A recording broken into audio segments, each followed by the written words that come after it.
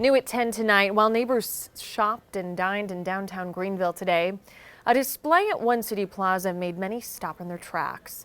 Shoes of victims murdered or who went missing were spread across the downtown corridor. Community activist Tracy Fant is behind the idea, making shoppers come face to face with the reality of these unsolved homicides, hoping to spread awareness for the victims. Fox Carolina's Shale Remien joining us live now in studio. And Shale, it seemed like this really caught a lot of people by surprise. Yeah, you know it did, Tori. And if you were in the middle of downtown Greenville, you saw the 25 empty shoes, all representing people no longer here at the hands of someone else. It really was an overwhelming sight to see all of those shoes and realize these people once spent their every day in them. This project was intended to make people stop and think about accountability, especially around the holidays. I see life.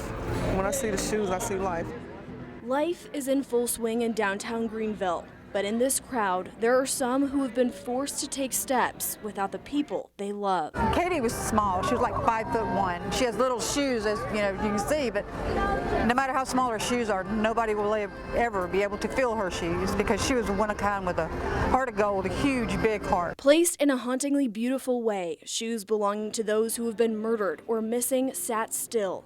People like Katie Blavelt, murdered by her estranged husband who is still on the run. Community activist Tracy Fant calls it the Empty Shoe Project. A pair of shoes that will never be filled by that person, and a pair of shoes that couldn't be filled by anyone else. And then you think about the family, whose shoes you would never want to be in. Fant has worked with these victims' families, Michael Thrasher, Jessica Ashmore, to baby Liana Wright. She's walked in their shoes with the loss of her own brother. I made a promise to these families. The promise that nobody made to me. She's promising she will never let a victim's name die. Homicide victim Cody Hawkins' godmother says when she sees the shoes, she sees hope. May 19th changed our lives forever. And I made a vow that day that I'll never stop. I'll keep pushing until we found out who did this to him. As shoppers walked by, the shoes were an unusual sight. Some stopped in their tracks, and others took a moment to be grateful for those still standing with them. And if you could just put yourself in their shoes for 1 second and know what their families are going through, you would want to help.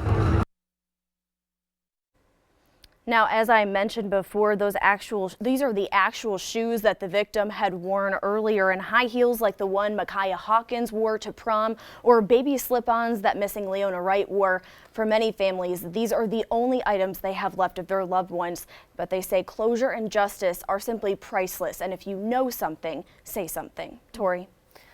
A powerful story tonight, Shale. Thank you. Covering our counties at 10 in Lawrence.